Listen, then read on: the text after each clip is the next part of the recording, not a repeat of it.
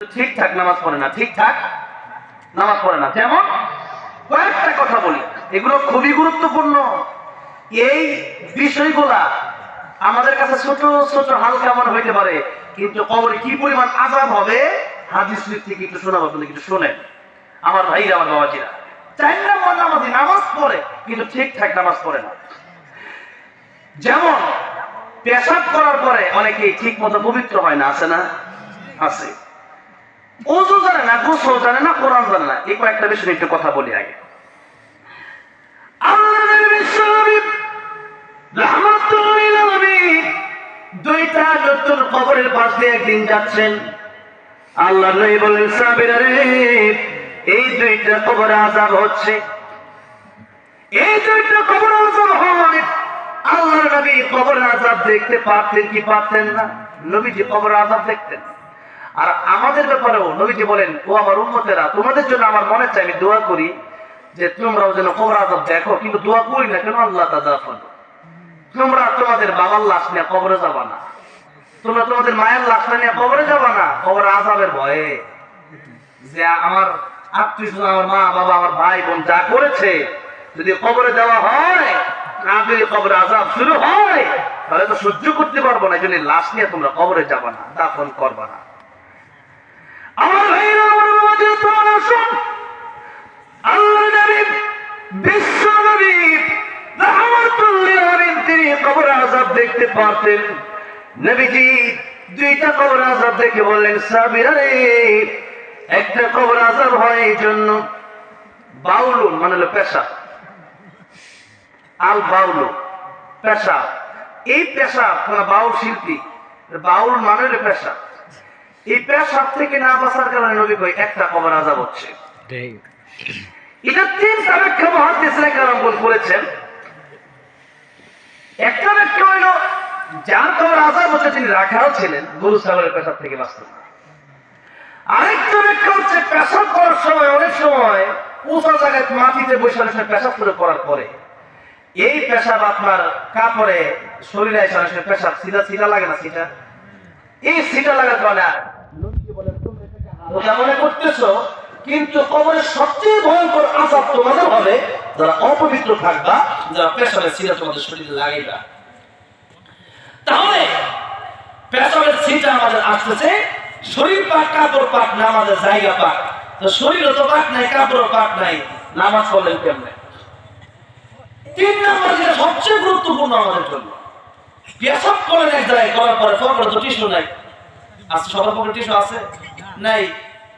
তো পকেটে টিস্যু নাই, জেলা কলপ নিলেন না, পানিও নিলেন না, আপনি কি করলেন? কোনো রকম উঠা চলে গেলেন। পুরুষের পেশাব করার পরে 1 মিনিট, 1.5 মিনিট, 2 মিনিট, 2.5 মিনিট পর্যন্ত পেশাব বের হতেই থাকে। এই পেশাব বের হওয়ার পরে আপনি এটা ঠিকঠাক ভাবে আপনি এটা পবিত্র হইলেন না, আপনি পেশাবে হবে, আপনার কাপড়ে লাগলো, আপনার শরীরে লেগে গেল, তাহলে আপনার শরীর পাক, কাপড় পাক, শরীরও না পাক, কাপড়ও না পাক। যেরকম ঠিক না বেটি?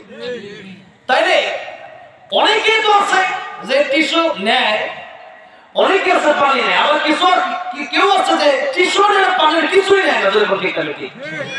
অতঃপর নামাজের সময় হয়ে গেলে নামাজও পড়তেছে, তা আপনি নামাজ অবস্থায় নামাজ পড়লেন কেন? আমার ভাই, আমার বাবাজিরা, এই ছোট্ট টিস্যু না নেওয়ার কারণে আল্লাহ বলেন কবরে সবচেয়ে ভয়ঙ্কর আযাব হবে।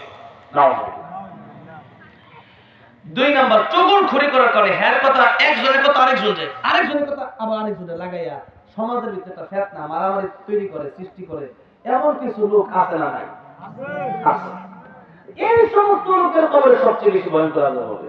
আমার ভাইরা বলে, তাহলে নামাজ পড়লে কিন্তু আপনি পবিত্র হইলেন না, আপনি ঠিকঠাক আপনি জিলা কলপ নিলেন না, পেশাব সিরা থেকে বাঁচলেন না, তাহলে আপনার নামাজ আর ঠিকঠাক হয়?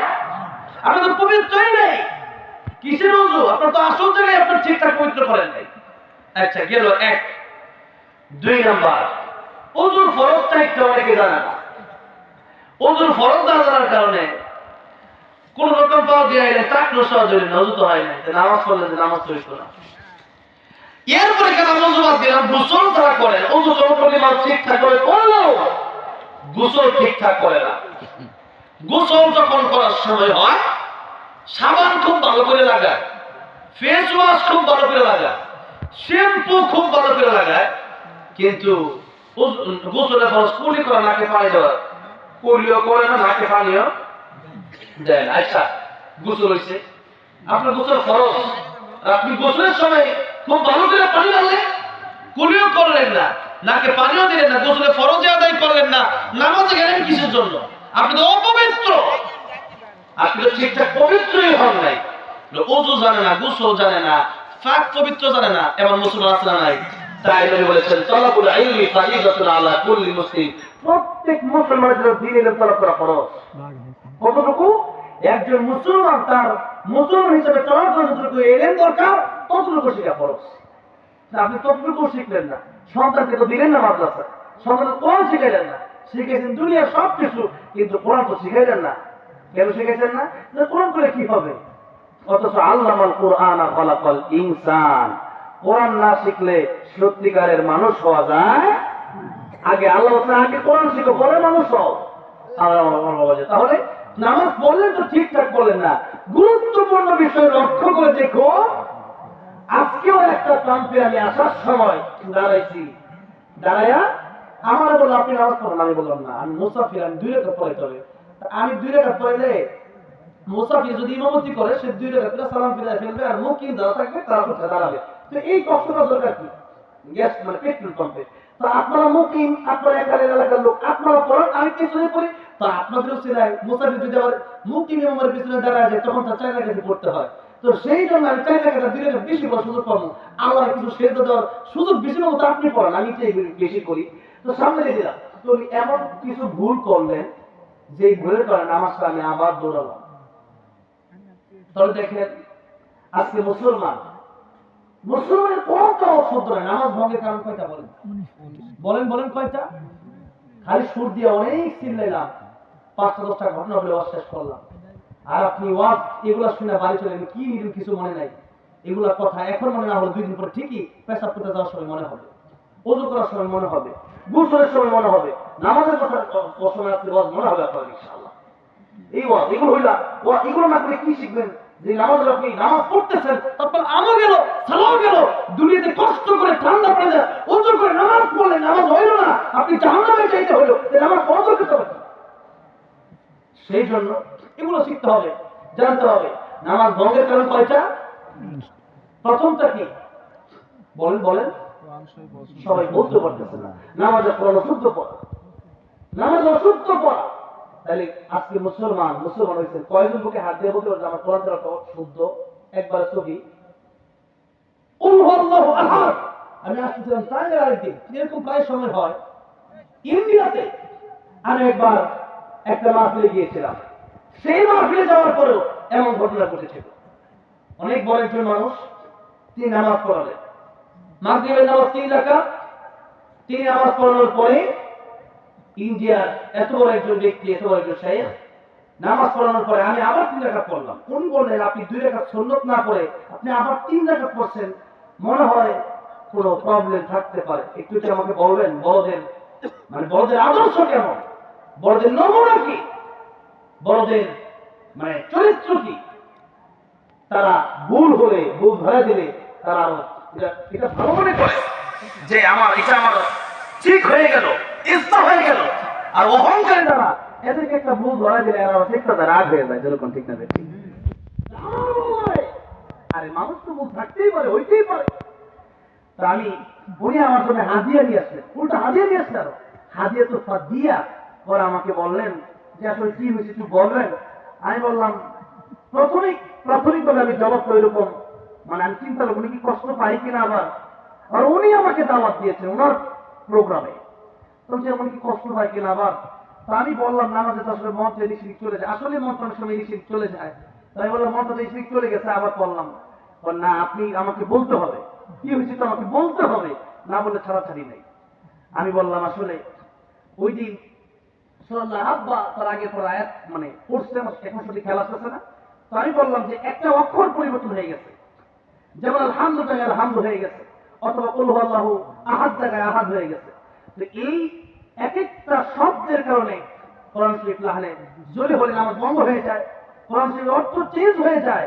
এমন যদি কোনো অক্ষর চলে আসে তখন তো আর এটা বড় ভুল হয়ে যায়, তখন বড় ভুল হওয়ার পর নামাজ ভেঙে যায়।